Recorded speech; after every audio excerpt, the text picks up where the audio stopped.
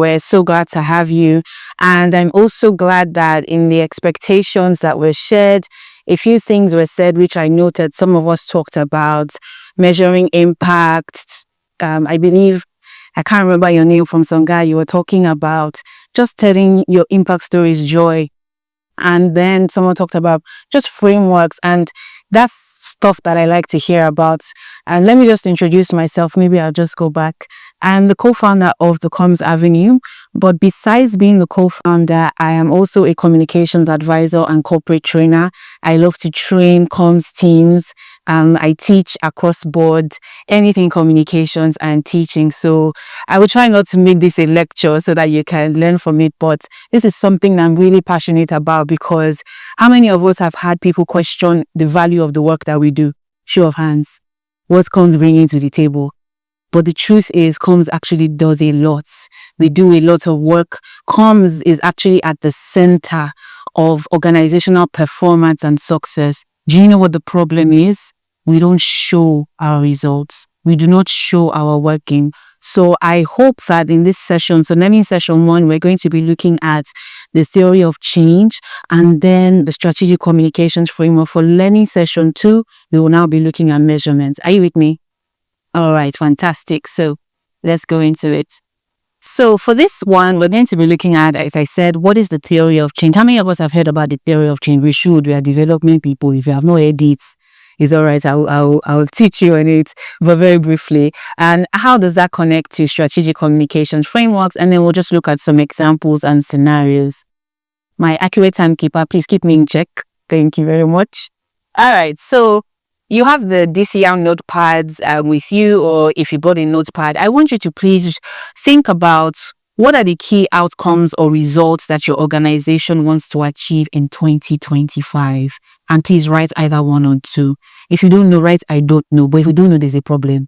But 1 or 2, just write it down. What is the key outcome or results as expressed by your executives, by your leaders? What exactly are we looking out to achieve as an organization in 2025?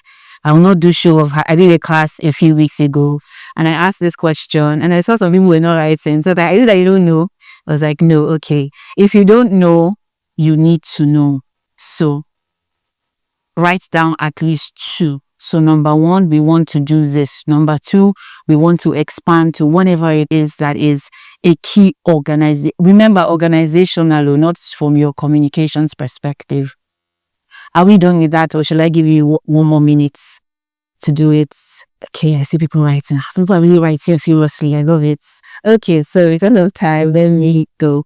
All right, so we're going to keep what you've written. We're going to come back to it. I will make reference to it, but let me start by explaining what the theory of change is. This is the technical definition. I like to simplify things, but it's good for us to know the technicalities. And this is someone, Professor Jim McNamara. For every one of you that you want to learn about measurement, this is somebody you should really follow. Google him, get his resources. He's a lecturer, professor.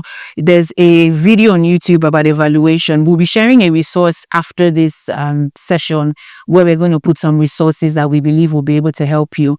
But coming into the theory of change, it is a process of thinking thoroughly about what will cause the desired change or impact, and then establishing the link between the programs or initiatives that you will do and how that will lead to your goals. So let's break it down. Let's say I heard us talking about agriculture. Let's say that our goal is to enable smallholder farmers to embrace modern agricultural practices, or we want them maybe to use less harmful fertilizer. That is the change that we want to see. Now, theory of change is saying that you take that outcome and you say, what is going to help us to allow the farmers to stop using these fertilizers? What programs do we need to do? How do we need to communicate? And so you see this thing that programs, who works in core programs here? Anybody? Isn't that programs? They will design programs. Then I say comes. Does it happen to us? Yes. It's very bad. You should never allow it. After this day, do never allow, because it's that thing is dead on arrival, because they would have created this program, but they have not thought about the communication element. We are not there. You have to be there. You have to set it as a standard. As you are designing these programs, we have to co-create it, because they are not thinking from a communications perspective. So I give you permission to challenge them.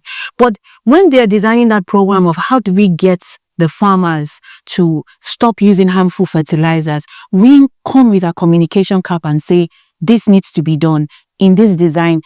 If, for example, they say, oh, they want to do some sort of town hall, and we say, because they are in rural settings, this may not work.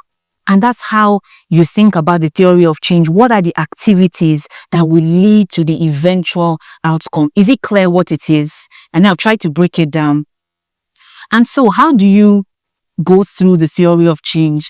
The first thing is thinking about what steps do we need to take. So the outcomes that you have written in your notepad, what do we need to do to achieve this? That is a question you need to be asking. So you start from the desired change and then you work backwards. If we say we want the farmers to stop using harmful fertilizer, what conditions must be in place to achieve that change? And let's have a discussion about this. So you want farmers to stop using harmful fertilizer. Now, the good fertilizer, if it's far away from them, will they stop using the harmful ones? So it means that we need to create access to the products, right? So it means that the supply chain, something needs to be done. Now, that's not a communications problem, but communications needs to be thinking about it. We need to be thinking about the gaps and the things that can stop us from achieving the desired change. And so you're thinking about it. If you want to go and create your materials, and you're going into Owerri, going into some rural area in Rwanda, what do you need to start thinking about in terms of communication? Who can tell me? You're going to a rural area, a rural community. Language. So you cannot come with communication materials that are written in English. Thank you, sir. He said culture. Those are the things that thinks about program, may or may not think about it. So you say, what are the conditions that will lead to this change? The one that is in your power, you do. The one that you get, let's say, hey guys, this is not going to work for this target audience because of so and so factors. Now, next thing is to question the assumptions made in identifying what will lead to the desired change. So if we've made an assumption that once we supply this good fertilizer, they will automatically use it, is that really true? It's not true. So we have to question every assumption that you make. It must be based on something. It means that somebody must have gone on ground to even understand, why do you use this harmful fertilizer? Because aside from access, guess what? Cost may be a factor. Aside from that, you know that there's a way human beings, we're so used to doing something. Because they are used to that fertilizer, they can tell you it smells. Sorry, I'm not a fertilizer pro. I'm just using an example. Maybe they like the way it smells. Maybe it's the texture. Maybe it's the fact that they get their crops faster. So those are barriers that we have to think about. And then you need solid evidence to validate your approach. When we go into the session on the framework, ladies and gentlemen, we can no longer do communications without research and data. No. Programs cannot come and say we're doing this and we just say, okay, press conference, this. No. How? We have to do the research. What are we trying to do here? Who is the target audience? So that we select the right strategy and tactics. That is what is going to impact on your results and the stories that you tell. So the focus is on the goals and the activities that need to happen to achieve the change. And this is where you co-create with programs team. And so when you go to programs, I hope that this session will give you the language to tell them, because they will ask you why. I don't know, they have this confidence. I like to meet programs team and just say, why? Is it not just two? I really hate that statement. Oh God, is it not just two? And please, ladies and gentlemen, you will tell them that it is not just two, because some of you will just do it. No, from now on, you will explain why it is not what? Just two. Thank you very much. Okay. So here's an example of the theory of change in practice. This is a quitting smoking campaign that, an organization did. So if we start from the end, what they want is people to quit smoking. So we come to the actions. What needs to happen for people to quit smoking? They have to make the attempt, right? If they don't make the attempt, they are not quitting. Now, before they can make the attempts, there has to be some sort of intent or desire. So how many of us know that buyer funnel? When you go from consideration, exactly, it's the same thing. It's just that we're using different terminologies. There has to be an intent, because some people are, I don't know if anybody is a smoker here. They smoke, like that's on you. So there has to be an intent. Now, they have said here that to create that intent, they want to create the awareness of the risk of smoking. This, you have to make sure that it will work with the target audience, because I used to find it very fascinating. People will go and buy tobacco. It's written there on the box. What's that thing? Smokers are liable to die young. Adverts, smokers, but yet people will buy it and be. So that means that awareness of the risk may not necessarily prompt people. So we have to question that with research, right? And then what is the activity? So we have this commit to quit campaign. So you do your social media, you do everything. Now communications, here's where we're coming. And every of these stages, what are we doing? So we want to create awareness. Maybe you want to use influencers, you want to partner with people, you want to distribute information. For the intent to quit smoking, this peer support line, it has nothing to do with comms, but guess what? We have to supply them with the information that will get them. Because again, if somebody wants to quit smoking, they call the helpline, and the helpline is like, oh, so what do you want? It discourages them, doesn't it? So we need to supply them with the right information, and then we're gathering our success stories. So the person that asked the question about stories, it is at this point that you are gathering the relevant stories and content. Now, let me say this with your interfacing with programs. You may not be the one to go into the field, but please, you must be equipping your programs team on what to collect. Which information is useful. They cannot come back and there's no content. They cannot come back and there's no story.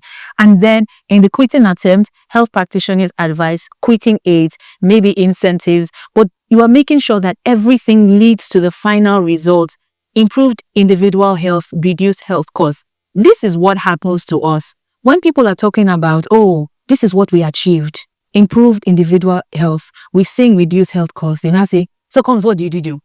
But Combs did a campaign, right? That created what? Awareness. That motivated people to what? Quit smoking. And then do the final thing. But what happens? Because we didn't track stage by stage. We just say, oh, we put out social media posts, but we cannot show the linkages between that social media post and the eventual results. That's the missing link. Are we clear? Is it making sense? Thank you. Okay, so do I have time for this? Okay, let me do the quick one. This is another one, change for health. It's the same process. So you want to improve the health outcomes in a particular country or region. And so you look at it in the society. How do we improve health behaviors? What kind of health programs? How do we create more positive attitudes to public health? And then you push out your communication for health messages. You engage your stakeholders. There's so many things that you can do. But the point is, have it in a very systematic way and make sure that at every step of the way, you're channeling people to your eventual outcome.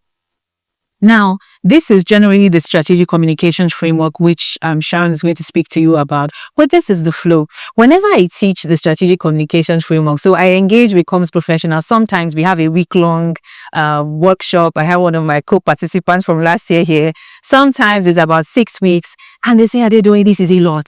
This is that. Yes, it's a lot for a reason. But if you do it and you do it well, you will see a difference in your results. And so you start with the situation analysis and the context. I'm just going to read it out because we'll go into in-depth. Looking at the goals and the objectives. What are we trying to achieve here? What are we doing? Understanding your audience and your stakeholders. Sometimes we make big assumptions about our audience and stakeholders. Messaging. What is our eventual strategy? Tactics. Comms professionals. This is where we start from. Are you seeing the number it is on this list? We start from tactics, timing, budget, risk assessment, and then your measurement and evaluation. But before I hand over, I want to quickly connect the dots. Theory of change, strategic communications framework. At the heart of both of them is the change and the impact that you want to make. What are we trying to achieve here? What is the impact? Because you need to always have it at the forefront of your mind. Because when you know the change or impact to be made, you already know the kind of baseline figures you need to be getting. You know the data. You know, some of us, we create comms objectives and plans. We'll say, oh, we want to create awareness. How do you know that at the end of the program that awareness has been created if you don't have a baseline or a benchmark? And so the theory of change outlines the desired change or impact. It works backwards. What the strategic communication framework is saying that at every stage of this theory of change, what is the role of communication? What will we be doing in measurable and, what did I write here? Measurable and tangible terms. I will talk more on it when we get to measurement, but for both of them, the question is, what do we want to achieve? I will repeat this many times so that you can remember, what are we doing here? What exactly do we want to achieve? So let me do a quick recap. So we're going to identify the impact desired, and then you work backwards. You identify the communication outcomes and what you need to achieve to contribute to the desired impact. Then you identify the output. What do we need to create? Do we need to create flyers? Do we need to create billboards? Do we need to create materials?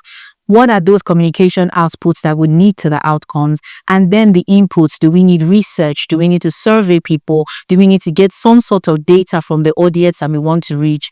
And how would that contribute to the output?